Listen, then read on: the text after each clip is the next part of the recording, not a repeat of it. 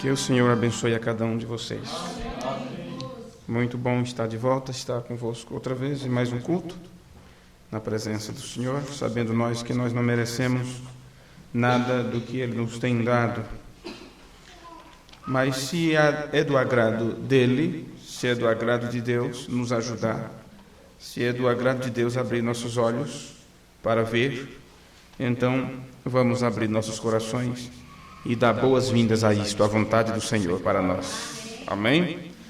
Eu convido vocês para ficar de pé, para juntos lermos as Escrituras, e será no livro de Efésios, no capítulo 4. Efésios capítulo 4, vamos ler. Rogo-vos, pois eu, o preso do Senhor, que andeis como é digno da vocação com que fostes chamados, com toda a humildade e mansidão, com longanimidade, suportando-vos uns aos outros em amor, procurando guardar a unidade do Espírito, pelo vínculo da paz. Há um só corpo e um só Espírito, como também fostes chamados em uma só esperança da vossa vocação. Um só Senhor, uma só fé, um só batismo, um só Deus e Pai de todos, o qual é sobre todos, e por todos, e em todos. Amém. Vamos orar. Amado Pai, te damos graças, meu Senhor, por mais uma vez estarmos com vida e saúde na Tua casa. Louvamos-te por isso, Senhor, pela Tua bondosa presença em nosso meio, e isto não nos deixa melhor do que os outros, mas nos traz mais responsabilidade e automaticamente nos torna as melhores pessoas do mundo, porque não podemos agir como os outros, como os demais que não têm esperança e que só têm um momento para fazer o que bem entende da sua vida. E, no entanto, nós temos este momento que se chama agora e temos uma eternidade pela frente para encarar. E nós te agradecemos por isto e sabemos que esta eternidade que estamos palmilhando, caminhando de encontro a ela, depende muito das decisões que fazemos neste momento, depende muito da forma que atuamos e agimos agora. E quando cremos que Tu estás aqui para mudar nossas atitudes, é porque Tu precisas e estás nos moldando a cada dia, nos levando a esta unidade da fé, a sermos um com o Senhor, através de uma revelação de Ti mesmo que tem vindo para nós. Perdoa os nossos pecados, as nossas faltas, as nossas incapacidades, Senhor. Queremos, ó Pai, naquele dia, recebermos o nosso galardão, que é poder permanecer ao Teu lado para todo sempre. E pedimos o nome de Jesus Cristo, que o Senhor abra nossos olhos cada dia mais para podermos enxergar estas coisas. Coloca, ó Pai, a visão de águia em nossas vistas, o colírio santo para que possamos ver a completa revelação de Jesus Cristo. Nesse nome precioso que está acima de todo nome, nós te pedimos estas bênçãos. Amém. Amém. Podeis assentar, irmãos. Louvado seja Deus por tudo isto.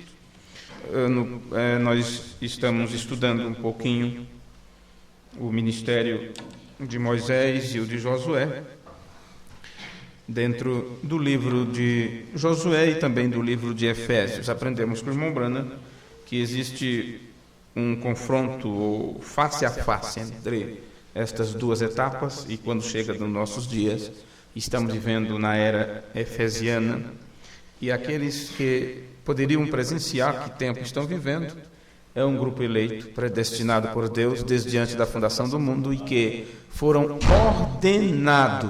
ordenados para não cair.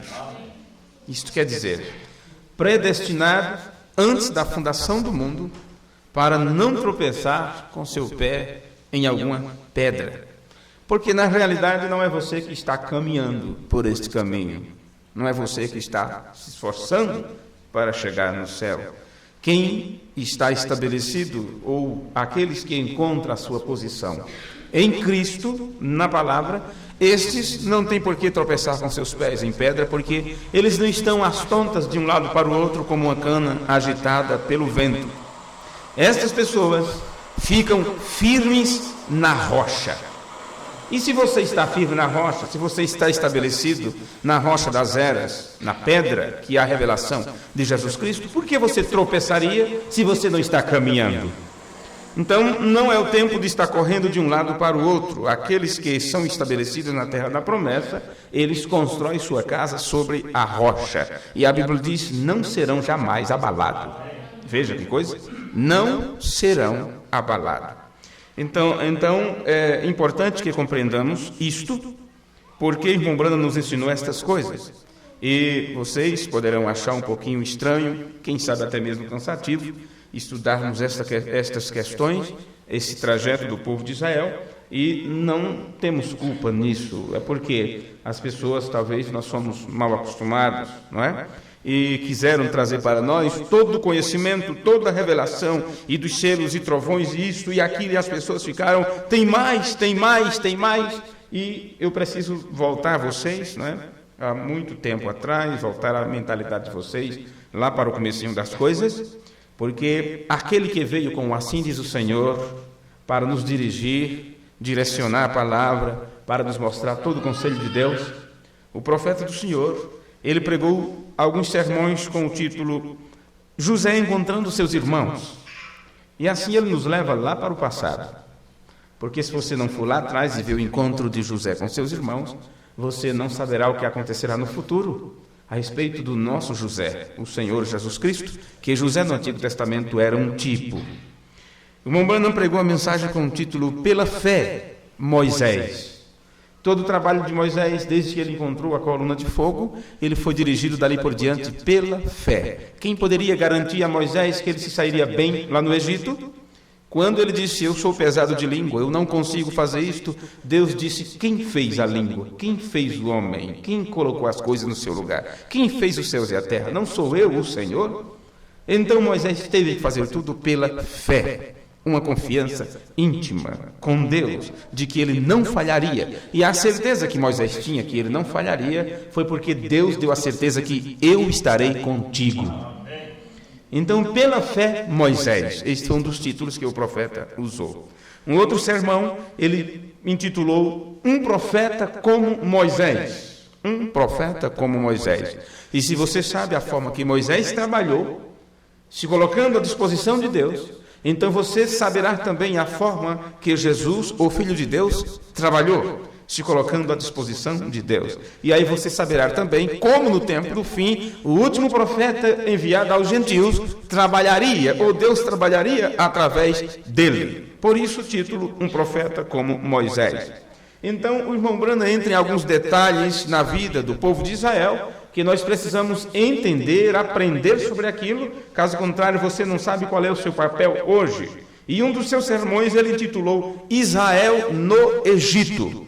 Então nós precisamos entender como estávamos, por quê, em qual situação estávamos no Egito, que tipo de barro estávamos amassando, como estávamos sendo escravizados, uma vez que o Egito hoje representa o sistema, a denominação, o sistema do homem. Então, assim como Israel estava no Egito, você estava também no sistema religioso, feito por homens, direcionado por homens. Então, ele pregou esse sermão com o título Israel no Egito. Alguns tempos depois, o irmão Branham pregou outro sermão e intitulou Israel no Mar Vermelho. E observe os acontecimentos no Mar Vermelho, o que aconteceu ali. Eles clamaram a Moisés e disseram, nos tirasse do Egito para morrer aqui, bem próximo. Mal caminhamos, mal sentimos o gozo da liberdade, já está aí o maior problema acontecendo, e é assim que acontece. com as pessoas, porque quando elas aceitam a palavra, ou aceitam Jesus, ou querem viver uma vida cristã, então elas pensam que serão abençoadas, que Deus estará com vasos, com jarros e bandejas, cheias de bênçãos, de coroas, para entregar para você como um prêmio, porque você deu as costas para o mundo. Você está apenas iniciando. E nunca foi prometido para você uma boa vida enquanto você estivesse aqui. Foi prometido perseguição, decepção, canseira, enfado, tudo. Porque se você tivesse uma boa vida, você se acomodaria e não quereria nunca ir para o novo céu e a nova terra, onde habita a justiça. Então, o irmão Branham pregou outro sermão. Outra vez, Israel no Mar Vermelho, segunda parte. Porque a primeira ele achou que não foi o suficiente para o povo compreender esse estágio, não é, da sua vida. Logo em seguida, o irmão Branham pregou um sermão com o título Israel diante da serpente de bronze. E se você sabe que bronze quer dizer o pecado já foi julgado, e isto é algo que nós precisamos entender no nosso tempo, quando outra vez ele vem à terra, o anjo forte e os seus pés é como coluna de fogo. Coluna de fogo. E se você for olhar nas escrituras, verá que seus pés é bronze polido, mostrando que o julgamento já foi efetuado. E se o julgamento já foi feito, e ele já diz para você qual é a sua sentença, e quando você sabe que a sua sentença é: vinde bendito de meu Pai, para o reino que para vós foi preparado, desde antes da fundação do mundo, então nós não temos o que temer. Temos que ter um coração aberto para dizer: ora, vem Senhor Jesus. O irmão Branham depois pregou outro sermão com o título Israel em Cades Barneia. Israel em Cades Barneia. E quando, desses que eu citei, esse é o único que nós temos traduzido. E quando isto foi entregue para as pessoas, isso não foi compreendido perfeitamente, as palavras do profeta, porque não tiveram o segmento do seu pensamento nos cultos anterior da trajetória de Israel. E talvez seja por isso que é um dos sermões menos citado, menos lido, menos compreendido entre as pessoas. Depois o irmão Branham pregou um sermão com o título Os Filhos no Deserto, mostrando a trajetória de Israel durante aqueles 40 anos de peregrinação. E por fim pregou Israel em sua pátria. Então, pense nisto, por que será que o profeta de Deus trouxe todas estas citações, todos esses sermões à tona? E tudo isto, depois ele resume em uma frase, dizendo: Israel saindo do Egito até a terra da promessa é um tipo da noiva saindo da denominação para o Espírito Santo, que é a nossa terra da promessa. Canaã para nós, hoje, é o Espírito Santo. Então, por isso, estamos estudando essas coisas para ver se a nossa compreensão abre-se mais um pouco para este grande trabalho que Deus prometeu realizar no tempo do fim. E eu quero citar para vocês as últimas coisas que nós falamos no culto anterior em poucas frases aqui. Porque o que temos falado nos dois últimos cultos foi que depois que o profeta saiu de cena, porque Moisés teria que sair de cena para poder Josué entrar em atuação, e o ministério de Josué não é tirar o povo, mas sim introduzir o povo, porque o ministério de Moisés tirou do Egito, mas o ministério de Josué foi quem introduziu na terra prometida. Então viria um mensageiro nos últimos dias. Deus prometeu enviar um Elias restaurador. Eis que eu vos envio o profeta Elias antes que venha o dia grande e terrível do Senhor. E ele, este Elias, este homem com o ministério de Elias, tinha um papel a cumprir. E o papel a cumprir era converter o coração dos filhos de Deus hoje a terem o mesmo entendimento que os nossos pais da igreja primitiva tiveram. Este homem viria trazendo o mesmo pensamento, a mesma doutrina, a mesma evangelização, levando as pessoas para o batismo correto nas águas, em nome do Senhor Jesus Cristo, mostrando a vindicação na palavra de Deus sobre o pilar de fogo, que foi o que aconteceu nos dias de Paulo, trazendo-nos de volta à cena, hoje, os acontecimentos de lá do livro de Atos, nos levando lá de volta. E com isto convertendo nossos corações. Isto quer dizer, levando nossos pensamentos, mudando nossos pensamentos a termos os mesmos pensamentos que eles tiveram. E se você sabe que os irmãos da igreja primitiva tiveram seus pensamentos mudados através do conselho do profeta daquela época, Paulo, que disse: transformai-vos pela renovação do vosso entendimento. E depois ele disse, nós temos a mente de Cristo. Então observe em que ponto temos que estar. Nossos corações, nossa mente tem que estar do mesmo jeito que estavam os irmãos da igreja primitiva, com a completa revelação e conhecimento de Deus em suas vidas. Amém? Bem, então o que nós aprendemos foi que esse ministério de Moisés, ou esse ministério deste mensageiro que viria, que por um período de tempo estaria sob os cuidados de Deus, sob a potente mão de Deus, tirando o povo do sistema denominacional, esse ministério chegaria o tempo que ele sairia de cena. Isso quer dizer, o profeta tem que morrer. E Deus disse para Moisés, sobe em cima do monte, despede do povo e morre. Mas Senhor, não me venha com esse negócio, tem outro para assumir o lugar. Josué, filho de Nun, seguirá dali por diante.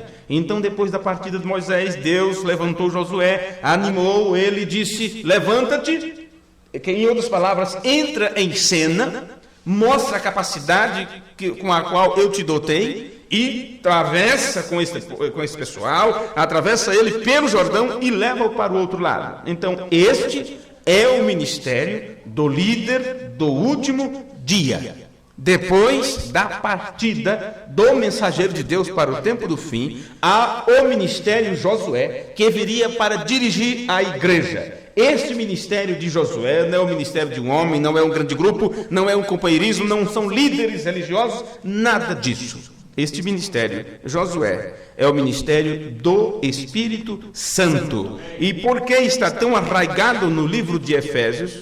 Por quê? Está tão arraigado no livro de Efésios, porque é exatamente aqui no livro de Efésios, onde é mostrado o trabalho do Espírito Santo, trazendo os filhos de Deus em unidade de fé. Isso quer dizer, unidos sobre a mesma revelação. E aqui diz, um só Deus e Pai de todos, o qual é sobre todos e por todos e em todos. E este aqui, que é um só Deus e Pai de todos, você sabe que este é o Espírito Santo. E este Espírito Santo é quem dota homens. E lá no versículo 11 está escrito, ele mesmo deu uns para apóstolos, outros para profetas, outros para evangelistas, outros para pastores e outros para mestres. O próprio Deus é quem levanta esses homens para fazer este trabalho. Então, o quíntuplo de Efésio, ou esses 5 ministérios, sob a mão de Deus, com a direção do Espírito Santo, é quem faz esta introdução. O Espírito Santo mesmo usando a homens. E, por isso que eu disse que precisava falar para vocês as últimas frases do culto anterior. Nós lemos ali, que a irmã Brana diz, eu creio que Deus levanta homens para governar sobre a sua igreja, para supervisioná-la. Mas estes homens não terão o seu próprio domínio sobre eles, porque eles estarão sendo guiados pelo Espírito Santo para levar as pessoas para a palavra.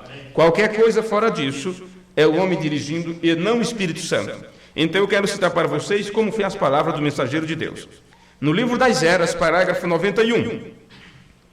Eu creio na direção do Espírito Santo, que vem por meio da palavra. Então observem isto, que esta direção do Espírito Santo não é alguém levantar a cabeça assim e dizer, eu estou recebendo inspiração, estou sentindo inspiração aí para fazer assim e tal, e eu acho que é o Espírito Santo me guiando. Não, senhores. Observe isso aqui. Eu creio na direção do Espírito Santo, que vem por meio da palavra. A direção do Espírito Santo não pode vir diferente daquilo que está nas Escrituras. A direção do Espírito Santo não pode vir diferente daquilo que está estabelecido na palavra. Não importa o quanto que as pessoas estejam sendo abençoadas, com dons, manifestações, prodígios, sinais e maravilhas. Se aquilo não está alinhado com as Escrituras, então não é a direção do Espírito Santo. E se não é, eu não quero ter nada a ver com isso. Deixe-me citar mais algo para vocês aqui. Ele disse também, a palavra e o Espírito são um. As pessoas não entendem o que é o Espírito Santo. Elas não sabem como receber o Espírito Santo, porque não sabem o que o Espírito Santo é. As pessoas dizem, eu falei em línguas, então eu tenho o Espírito Santo. E ela tem um dom e acha que tem o Espírito Santo. E depois você observa toda a sua vida, tudo está fora das Escrituras. Mas ela engana a si mesma e acha que tem o Espírito Santo, porque tem um dos dons do Espírito Santo. E assim poderíamos citar todos os outros dons. Agora, se a pessoa não tem a totalidade da palavra, ela não tem o Espírito. Ela não tem o Espírito, porque o Espírito e a palavra é a mesma coisa. E foi Jesus quem nos disse: minhas palavras são Espírito e vida. E com isso encerra o assunto. Agora, deixe-me ler algo mais aqui, que o mensageiro do Senhor disse. Agora, Josué significa Jeová Salvador.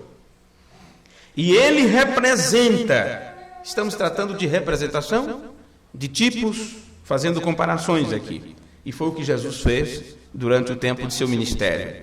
Ele falou do Antigo Testamento, falou como se comparava o reino dos céus e todas essas coisas. Os tipos não falham. Então Josué significa Jeová Salvador. E ele, aquele ministério que está lá no livro de Josué, que assumiu depois de Moisés, aquilo representa algo para o último tempo. E este mensageiro de Deus está nos clarificando isto aqui.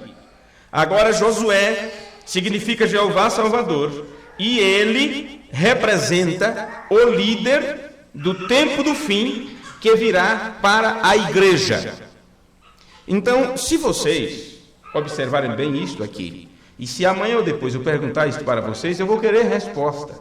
Caso contrário, como eu vou saber se vocês estão aprendendo ou não, ou simplesmente estão ouvindo? Por isso que eu gosto de repetir tantas vezes. E quando eu perguntar, eu gostaria de saber da resposta. Eu vou ler outra vez para você. Josué significa Jeová Salvador. E ele representa o líder do tempo do fim que virá para a igreja. Se você estabelece isto no seu entendimento, Josué representa o líder que do tempo do fim virá para a igreja. Então agora você precisa saber quem é o líder, porque você já tem o tipo. Você já tem o tipo e o trabalho que este tipo realizou, que esse personagem realizou. Então, se Josué representa um líder que viria no último dia para a igreja, você agora precisa saber que líder é esse, que liderança é esta. Porque se você não reconhece o líder, como é que você vai ser liderado por ele? Se você não sabe quem está liderando, como você vai receber a liderança? Pois bem, na página 173 do livro das Eras, o profeta, guarde bem isso que eu acabei de vos citar, vamos precisar disso depois. Na página 173, o profeta do Senhor nos diz assim: Josué conhecia a promessa. Bem, se Josué conhecia a promessa, todos aqueles que estavam sendo liderados por Josué precisavam agora também conhecer a promessa. Caso contrário, era o líder guiando para um lado e as pessoas indo para o outro. Mas se o líder conhece e passa o seu conhecimento para as pessoas, então eles estarão remando na mesma direção. Não adianta nada você estar com um companheiro dentro do barco, cada um com o seu remo, e um remando para frente, né, e outro para trás. E fica pei. E como para lançar das asas, estamos indo longe, vê, amanhece o dia no mesmo lugar, porque um está para frente, outro para trás. Então não era melhor dizer assim: olha, qual lado está remando? Qual é a posição que está fazendo aí? Custa nada perguntar, gente. Não custa nada perguntar, não é mesmo? Então veja, Josué conhecia a promessa, porque ele era o líder, e o líder precisa conhecer. Eles têm que estar inteirados sobre o assunto. Um professor, ele só pode dar aula se ele se inteirar primeiro daquela matéria. Não adianta simplesmente ele pegar o livro, copiar do livro, colocar no quadro negro ou branco, para as pessoas também copiar para casa. Fica o professor sem aprender, fica os alunos sem aprender, porque ele simplesmente passou a lição, mas ele não sabe daquela lição. Bem, Josué conhecia a promessa e esperou até obter uma decisão clara e definitiva. Percebam que um culto sai de dentro do outro, um sermão sai de dentro do outro. Isto aqui aprendemos no culto anterior e tivemos ali palavras diferentes. Mas observe isto. Ele conhecia a promessa e esperava até obter uma decisão clara e definitiva de Deus. Isto é o que muita gente não quer fazer. Esperar até receber uma decisão clara e definitiva. Às vezes a coisa está meio nublada e a pessoa diz: já é dia, já amanheceu o dia. Às vezes entende uma parte das Escrituras e já acha que pode pregar o Evangelho. Às vezes compreendeu uma pequena coisa e acha que pode tomar uma decisão diante daquilo que compreendeu, sendo que é apenas a ponta, sendo que é apenas o começo, o início. Não, gente, tem que se inteirar da coisa. A resposta de Deus é clara e definitiva. Agora, como é que Deus pode mostrar sua glória para você? Como é que Ele pode mostrar a sua avaliação suprema para você, se você não está pronto para isso, se você não tem entendimento para isso?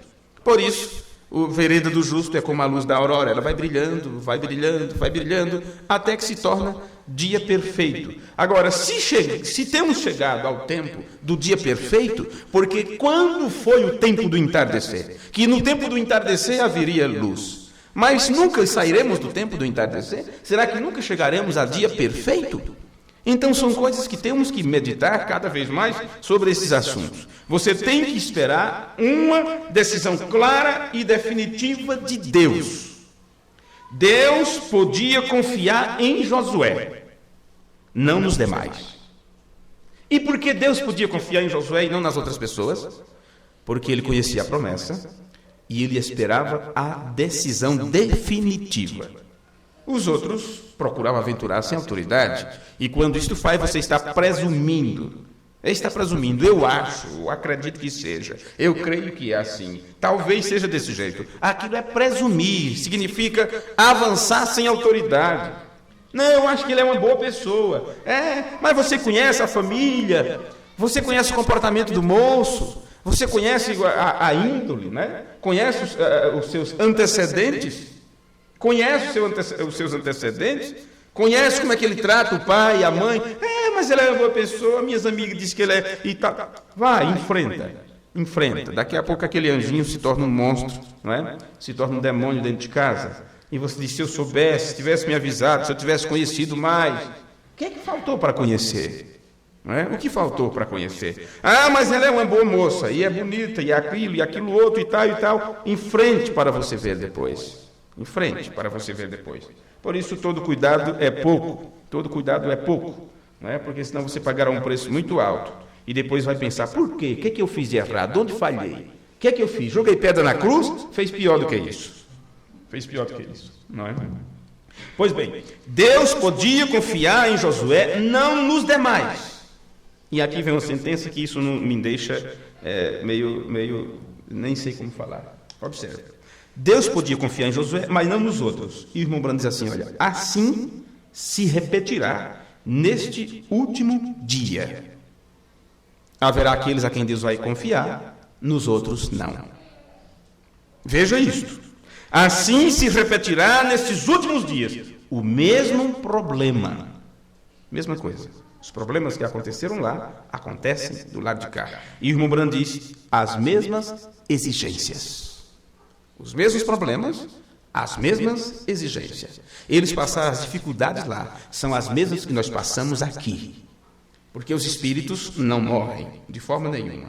Os espíritos não morrem. As mesmas coisas que eles enfrentaram na caminhada do deserto, os mesmos temores que eles tiveram quando tiveram que enfrentar, a ficar sem o líder, sem Moisés. Mas será? O que acontece daqui por diante? Eles tiveram as mesmas coisas que hoje nós temos. E as exigências que Deus exigiu deles, Deus exige de nós também. É necessário que nós conheçamos qual promessa de Deus está se cumprindo neste tempo. Porque nesta promessa tem um plano que é mostrado. Neste plano, ou vamos dizer assim, nesse rascunho que Deus coloca diante de você, existe uma forma de se trabalhar com isto.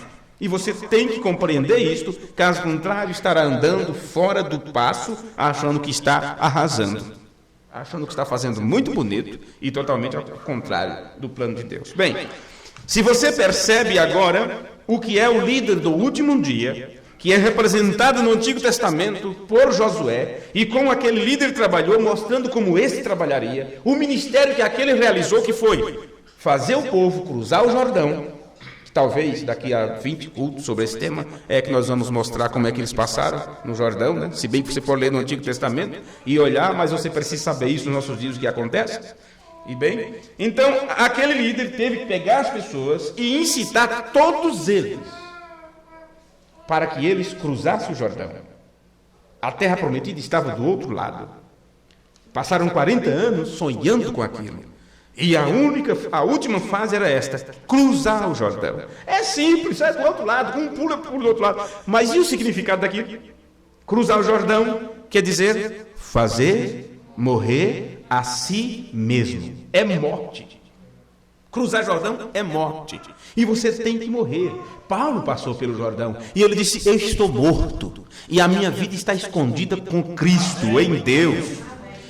Por que você precisa morrer? Para que o diabo não te encontre, para que ele não possa apontar o dedo. E uma pessoa, quando ela morre para os seus próprios desejos, morre para esse mundo, morre para as suas próprias ideias e interpretações, então ela esconde-se, ela não pode ser vista, o diabo não pode encontrá-la. Ela está escondida em Cristo. Você terá uma chance que, podemos dizer assim, Jó não teve. Porque estamos em outra dispensação. Naquele tempo o sangue não tinha sido derramado para que ele fosse coberto por aquele sangue. Mas agora você tem o sangue de Jesus Cristo, que te purifica de todo pecado. Agora, se você tem o sangue, o que você acha que está escondido em Cristo? Como é estar coberto pelo sangue?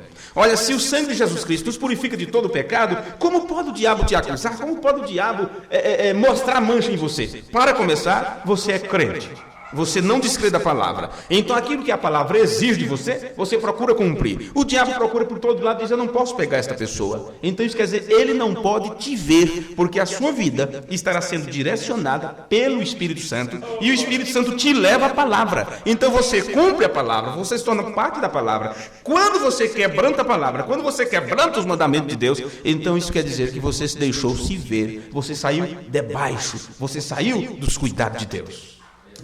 Pois bem, vamos ver aqui rapidamente algumas citações para que vocês entendam por que estamos pregando sobre este líder do último dia. Porque muitos irmãos, por não compreenderem essa totalidade do plano de Deus, muitos deles ainda aguardam, alguns deles estão achando que estão seguindo um oitavo anjo, um oitavo mensageiro, sendo que no livro de Apocalipse é apenas 7, e eles estão procurando por mais um. Outros não se contenta porque sabem que não existe o oitavo mensageiro, então eles estão esperando o sétimo, que já morreu, que já saiu de cena. Eles estão esperando o sétimo voltar outra vez para lhe falar alguma coisa. E eles não entendem que aquele ministério teve que encerrar para que Deus pudesse levar adiante seu povo a dar mais um passo, mais uma caminhada, a cruzar o Jordão do outro lado. Então tem que se parar de chorar pela morte de Moisés. Não adianta esperar mais por Moisés. Você não tem mais que esperar pelo sétimo anjo para te revelar alguma coisa. O trabalho que ele fez foi alertar teus olhos contra o sistema, contra a marca da besta. E apontar para vocês o sinal, o selo de Deus. E o que é que ele disse sobre o sinal? Ele disse que o sinal era o quê? O sinal é o Espírito Santo. Então tudo que o profeta fez foi te apontar o próximo líder que te direcionaria para frente, o Espírito Santo. Na mensagem, quem dizem vocês que este é? Talvez a sua tradução, quando você tiver isso em mãos, é: que dizeis ser este? E eu creio que isso já foi traduzido, inclusive. No parágrafo 135, o mensageiro de Deus disse: o profeta do dia é esta palavra. O profeta do dia é esta palavra. Correto. O profeta hoje não é todos esses diferentes. Bem, há um profeta metodista, um profeta batista, um profeta pentecostal, todas as classes de profetas ao redor e em todo o país. Mas ainda continua igual. Igual ao quê? Ao que era no Antigo Testamento. Há um profeta verdadeiro, o mesmo ontem, hoje e pelos séculos. Correto. Jesus Cristo, Ele é a palavra. Isto porque, meus irmãos, cada profeta que Deus levantou, ele recebeu uma porção da palavra, e era a palavra ungida. Isso quer dizer, era Cristo. Por isso que você encontra no Novo Testamento, falando de Moisés. Quando Moisés se colocou na brecha pelo povo, foi dito que o Espírito de Cristo que estava nele. Porque cada vez que Deus usa um homem, então aquele homem é chamado de quê? Profeta. Isso quer dizer, a quem vem a palavra? É um homem que recebe uma unção, a unção do próprio Deus.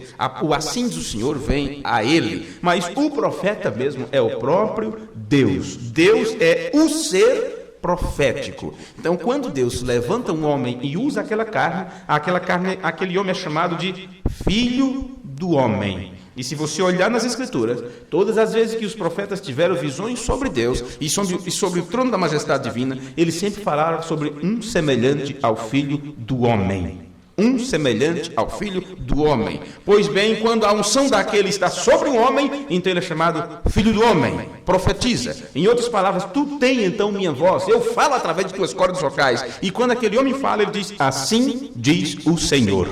Não é ele mesmo falando. Então, quem é o profeta para nós, agora, hoje? Aquele que veio para apontar Cristo, como João Batista apontou para Jesus. Ele nos disse que este Senhor Jesus, o mesmo ontem, hoje e pelos séculos, este é a palavra. Este é o profeta. E nesta expressão, Jesus Cristo é o mesmo ontem, hoje e eternamente, vocês não podem nunca jamais confundir isto. A que está se referindo? Aqui ele está se referindo a Deus mesmo. Vamos seguir. Na mensagem do terceiro Êxodo, parágrafo 330. E essa mensagem que eu citei agora, ela foi entregue mais ou menos 4 meses depois da abertura dos selos. Não é? 4 meses depois que os selos foram entregues. Lembre-se que antes da abertura dos selos foi tido aquele acontecimento no Cânion Sabino, onde aquela grande espada caiu na mão do mensageiro de Deus, e aquilo foi dito, esta é a espada do rei. E quando você olha nas Escrituras, você sabe que espada é esta, a espada do Espírito, que é o quê? A palavra de Deus. Esta é a espada do Espírito. Então, a palavra veio completa, veio cheia, em sua total abertura. Em sua total abertura. E aquilo foi chamado de abertura da palavra. A terceira etapa, ou a terceira puxada. Era um trabalho que somente o Deus mesmo poderia fazer. Então, depois disso, depois da abertura dos selos, é o que eu quero citar para vocês aqui, estas coisas. Observe o que ele diz aqui. E hoje, mensagem terceiro Êxodo, parágrafo 330. No livro em inglês, página 44. E hoje, o que temos no nosso meio, este grande Espírito Santo, é mais do que um profeta. É Deus manifestado no nosso meio com a sua palavra para provar isto. Realiza mais do que um profeta, milhares de vezes mais do que os profetas realizam. O que temos no nosso meio? Este grande Espírito Santo. Isto é o que estava no meio do povo para guiá-los. Pois bem, na mensagem Deus cumpre sua palavra, não confunda com a outra, Deus guarda sua palavra, é outro sermão. Deus cumpre sua palavra. No parágrafo 142, ele diz, siga, porque você não pode parar. Siga, isto é uma seta indicativa. É tudo o que um profeta é. É uma seta indicativa te apontando para algo. Não importa quantas voltas você vai ter que dar, às vezes tem uma placa ali, você segue a placa, mas aqui já vai para lá, para cá. O importante é que a estrada esteja toda com setas e sinalizações. Se você seguir as setas e as sinalizações corretamente, e se elas foram colocadas no lugar da forma correta, então você vai chegar no seu destino. Então é isto que um profeta é. Ele chega numa encruzilhada do tempo, quando o tempo cruza-se, e nessas encruzilhadas do tempo nós chamamos de dispensações, todas as vezes que houve uma encruzilhada no tempo, na história do povo aqui na terra, quando chega numa bifurcação, ali acontece algo, porque o povo chega até aqui e diz, e agora o que faço? Então ali tem um homem para apontar o caminho e diz, não siga para lá, porque isto é um grande labirinto, e nós pregamos sobre isso, o labirinto do tempo. Então Deus coloca aquela pessoa ali e diz, aponte para cá. Então você segue, lá na frente Deus tem outro, não importa o nome deles, não importa quem foi. Importa que Deus foi quem colocou aqueles homens ali. Então lá atrás, quando as pessoas se perderam um pouquinho, já estava Enoque. Foram mais adiante, lá estava Noé. Seguiram mais para frente, Deus colocou Abraão. Lá para frente estava José. Lá no outro cruzamento estava Abraão. E assim foi indo até que, chegando à plenitude dos tempos, estava um doido barbudo na beira do Jordão, dizendo: eis o Cordeiro de Deus que tira o pecado do mundo. E assim foi vindo até os nossos dias. Deus sempre teve alguém para dizer: siga, é por aqui, siga, o caminho é este. E lembra o que está profetizado desde o Antigo Testamento: você ouvirá a voz por trás de ti dizendo: este é o caminho, segui por ele, sem vos desviardes nem para a direita e nem para a esquerda. Bem? Pois bem, Deus cumpre sua palavra, parágrafo 142. Siga. Temos ao profeta de Deus, temos a palavra de Deus e temos ao anjo de Deus. Então ele cita aqui várias coisas que nós poderíamos pregar sermões diferentes apenas estudando cada uma dessas palavras. Temos ao profeta de Deus, temos a palavra de Deus e temos ao anjo de Deus. Pois bem, ele continua: ele está guiando esta igreja exatamente como a guiou naqueles dias. Isto é perfeitamente correto. A palavra de Deus está diante de nós. Olha, esta Bíblia está na mão das pessoas desde quando? Faz muito tempo. O povo de Israel usou o Antigo Testamento, principalmente a Torá, os 5 livros de Moisés, não é?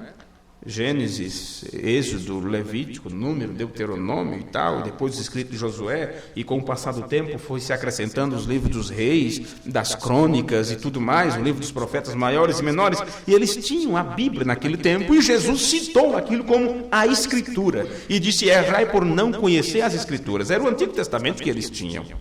E aqueles que erraram era por não conhecer as coisas que eles tinham em mãos e que estudavam constantemente nas igrejas, na sinagoga naquele tempo. Mas eles liam, mas não conheciam. Pois bem, se já era muita coisa, tanto livro assim, 30 e tantos livros, se era muita coisa, as pessoas tinham preguiça de ler. Imagine, depois de Jesus foi acrescentado mais 14 cartas de Paulo, mais uma de Tiago, mais 2 de Pedro, mais 3 de João, mais uma de Judas, meu Deus, é muita coisa. Pois bem, a quem mais é dado, mais é exigido, como eu já disse para vocês, vocês já conhecem isso nas Escrituras. Então, hoje as pessoas erram outra vez por não conhecer as Escrituras. Então eles entram no seminário para poder não errar e vão estudar sobre Deus, vão aprender sobre a Bíblia e tem ela toda de cor e cita como se fosse uma coisa mecânica e conhece tudo e sabe todos os comentários bíblicos e tudo mais. Pois bem, aí diz: eu conheço a Bíblia, já li tantas vezes de capa a capa e tal. Mas Jesus disse 2 coisas: errai por não conhecer as Escrituras e o que mais? E o poder de Deus. Porque se eles associarem as Escrituras com o poder de Deus, então eles verão que esta palavra de poder terá um efeito tremendo em suas vidas. E se o poder daquele que escreveu a palavra, ou que inspirou a homens a escrever a palavra, se este poder vir a você, então esse poder transformará a tua vida. Portanto, não adianta conhecer apenas as Escrituras. A Escritura, se ela for vivificada pelo Espírito Santo, então aquilo mudará a tua vida, te levará ao novo nascimento. Esta é uma grande diferença. Então observe, temos a palavra diante de nós. Está dizendo aqui o profeta de Deus. E o profeta de Deus é o Espírito Santo. Bem, vocês já me ouviram dizer isso tantas vezes. Mas aqui eu estou passando para vocês o que disse o mensageiro do Senhor sobre esse assunto mesmo.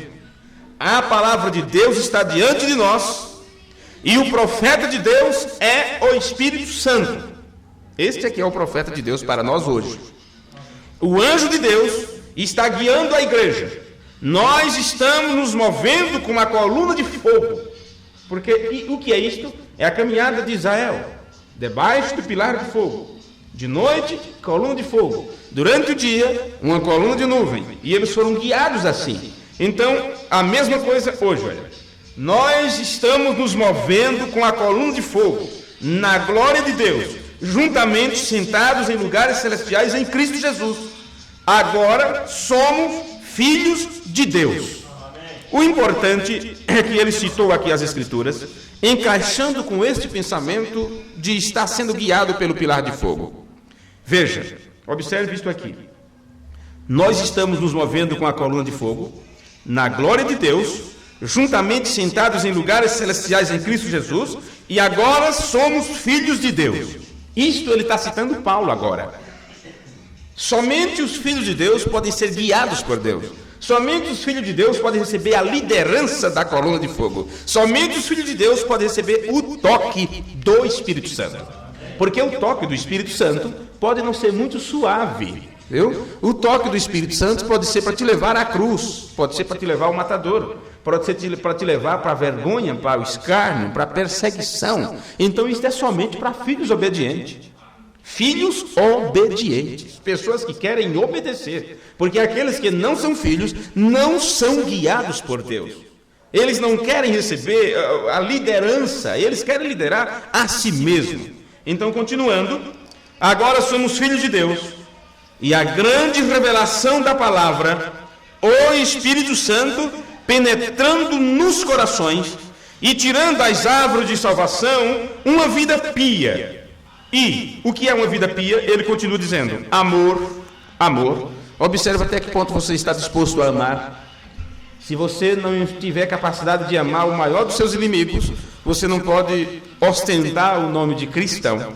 Se você não puder amar aqueles que te maltratam, perseguem, se possível te matariam, você não puder amá-los, então como pode você dizer que ama a Deus? Como pode você dizer que cumpre a palavra, se Jesus disse: orai pelos que vos maltratam, amai os vossos inimigos? Disse: vocês sabem o que foi dito aos antigos, né? Amai vossos amigos e aborrecei vossos inimigos. Eu, porém, vos digo: amai aos vossos inimigos. Isso é mandamento.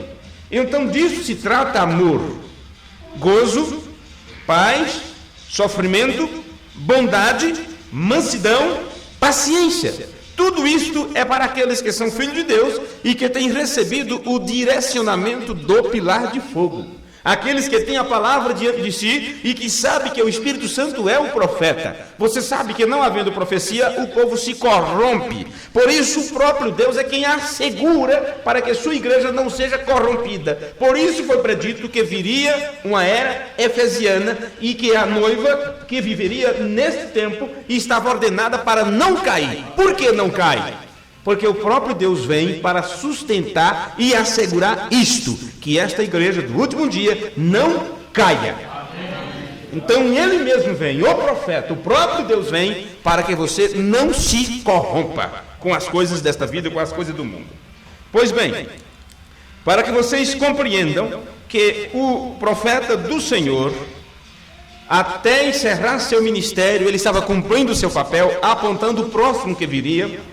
Eu quero ler para vocês o que está na mensagem Os Ungidos dos Últimos Dias, página 25, parágrafo 100.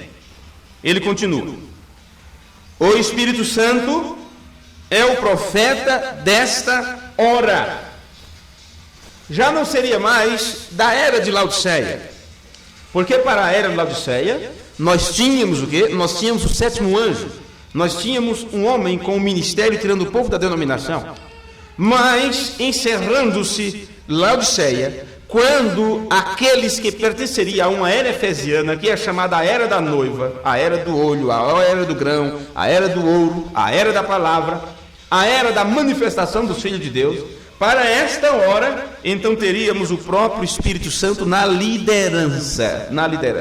Ao invés de um homem ungido, é um povo ungido. Isso quer dizer, a unção que estava no homem reparte-se, vai para o meio do povo, para guiar aquele povo, para introduzi-lo em si mesmo, na terra da promessa. Observe, o Espírito Santo é o profeta desta hora. Ele está vindicando sua palavra, provando-a. O Espírito Santo era o profeta. Observe isso, viu? O Espírito Santo era o profeta na hora de Moisés. O Espírito Santo era o profeta na hora de Micaías. Isto é para que você não fique preso a um homem, ao ministério do homem. Viu? Porque quando você fica preso ao ministério do homem, fica chorando a morte de Moisés. Fica implorando que aquilo volte de novo. Fica querendo que o mensageiro se levante outra vez. Porque você está direcionado do homem e acha, se o homem não está na frente, vamos morrer, vamos perecer. Então isso é mostrado para que você entenda que é o próprio Deus quem toma controle da situação. Então não importa se ele usa um homem ou homens, mas que esses homens estejam também sobre a liderança e que as pessoas reconheçam que aquela não é a liderança do homem. E o povo saberá que a liderança não é do homem se o homem mostrar unicamente a palavra, porque é na palavra que está o Espírito. Já aprendeu que a palavra do Espírito é a mesma coisa. Quando eu falo da palavra de Deus, eu não me refiro à letra das Escrituras, mas à vivificação disto em vossas vidas, como ele prometeu fazer. O Espírito Santo era o profeta na hora de Moisés. O Espírito Santo era o profeta na hora de Micaías. O Espírito Santo era o profeta na hora de Moisés. Ele repetiu de novo. O Espírito Santo foi quem escreveu a palavra, e é ele que vem para confirmar a palavra. Para isso o Espírito Santo veio, para confirmar a palavra. Bem, quando você diz que o profeta desta hora é o Espírito Santo, e se você diz isso sem mostrar essas citações, as pessoas ficam preocupadas e dizem, mas eu achava que Deus tinha levantado um profeta para esta hora. Mas quando você mostra todo esse quadro completo, então fica fácil você compreender porque o profeta tinha que sair de cena.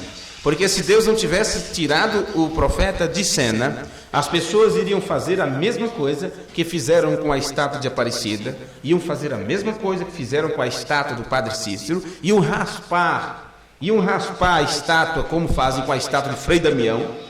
Porque as pessoas, elas ultrapassam a linha do entendimento, passam para a fantasia, passam para tudo quanto não presta, menos centralizar-se na palavra. Por isso Deus faz da forma que faz. Chega no auge, ele tira aquele homem de cena e as pessoas ficam desprovidas de tudo. Então ele faz as pessoas lembrarem do que ele ensinou antes. E quando as pessoas voltam a aprender o que foi falado antes, elas conhecem então que Deus tinha que fazer daquela forma. Caso contrário, elas ficariam se arrastando pelo deserto e nunca assumiriam posse. Pois bem, a última citação para vocês neste culto foi apenas faltando um mês completo para a partida do profeta de Deus. 30 dias aproximadamente antes de Deus tirá-lo de cena, ele estava mostrando para nós quem assumiria. Na mensagem, a união invisível da noiva de Cristo. Ele pregou esse sermão um mês antes de sua partida. Ele disse: deixe que o Espírito Santo, reticência, ele é o profeta do dia. Deixe que ele entre em seu coração agora mesmo e examine, quer dizer, examine seu coração. O Espírito Santo tem que fazer isso. E examine com a palavra de Deus. E serão anuladas todas as dúvidas com respeito à mensagem. Lembre-se que este homem está encerrando seu ministério, faltava 30 dias para ele sair desta vida, e ele está dizendo que se você deixar o Espírito Santo te guiar, porque ele é o líder do último dia, então você verá que as dúvidas se dissiparão. Mas enquanto as pessoas ficarem apegadas ao passado e não ver o que Deus está fazendo no presente, elas ficarão sempre, mas e aquilo, e os selos, e os trovões, e o novo nome, e isto, e aquilo, porque elas ficarão cheias de dúvida, porque não tem quem lhes esclareça. O profeta se foi, e eles não acreditam na liderança que veio para guiar para a terra da promessa. Então ficarão cheios de dúvida, cheios de problema. Então observe as últimas palavras aqui. O Espírito Santo, ele é o profeta do dia. Deixe que ele entre em seu coração agora mesmo e examine com a palavra de Deus, e serão anuladas todas as dúvidas com respeito à mensagem. Ele dissolve todas as dúvidas. Você encontrará que está exatamente na palavra para este dia. Sabe o que é estar na palavra do dia? é estar estabelecido em Cristo, é ter a revelação da hora, é ter o batismo do Espírito Santo, é ter a evidência do Espírito Santo, é comer na própria terra, porque isso foi o que aconteceu quando Israel assumiu a terra de Canaã. Enquanto estavam no deserto, Deus enviava para eles maná do céu. Mas quando eles chegaram na terra, eles tiveram que produzir ali e se alimentar da própria terra. Então quando você chega na rocha e se estabelece na palavra e sabe qual é o seu propósito, acabam as dúvidas, acabam os problemas, a sua vida estará além dos problemas, além das ideias, além deste mundo, além dos sentimentos. Você está escondido em Cristo, a palavra. Amém. Vamos colocar de pé e que o Senhor abençoe a cada um de vocês e encha com o seu Espírito, no nome de Jesus, é a minha oração para todos nós nessa noite. Amém. Eu gostaria de cantar um hino com vocês nesse final de culto. Já que estão fazendo tanto barulho lá fora, vamos apenas fazer um pouquinho de barulho aqui também. Vamos cantar o 214. 214. Para as pessoas que acharem, pega lá um violão para mim. Nosso Redentor foi preparar um lugar de repouso e esplendor. Brevemente chamará para casa descansar nós, os salvos do mundo enganador.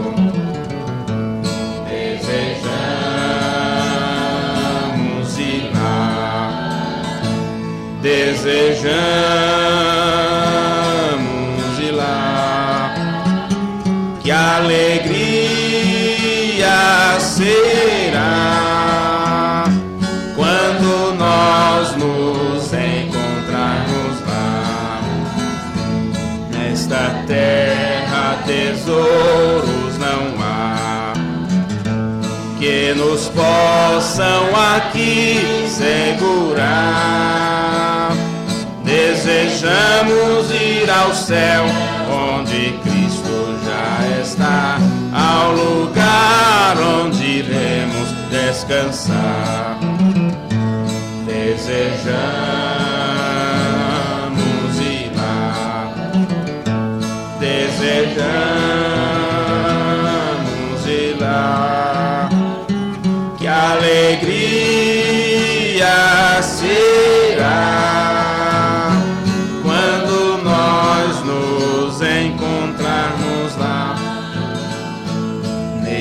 lá com Jesus o Senhor. Nós havemos de sempre reinar. Vamos nós ali cantar novos hinos de louvor ao Cordeiro que veio nos salvar. Desejamos Desejamos ir lá, que alegria será quando nós nos encontrarmos lá. Amém. Glória a Deus. Vamos dizer todos juntos: Pai nosso que estás no céu, santificado seja teu nome. Venha a nós o teu reino. Seja feita a tua vontade, assim na terra como no céu. O pão nosso de cada dia nos dai hoje, e perdoa as nossas dívidas, assim como nós perdoamos aos nossos devedores. E não nos deixes cair em tentação, mas livra-nos do mal, porque teu é o reino, o poder e a glória para sempre. Amém. Amém. Que o Senhor vos abençoe. Abençoe um ao outro, saudai-vos uns aos outros e até nos encontrarmos outra vez. Agradeço vocês que vieram de longe, de outras cidades, os irmãos que estão nos visitando. Deus abençoe cada um de vocês.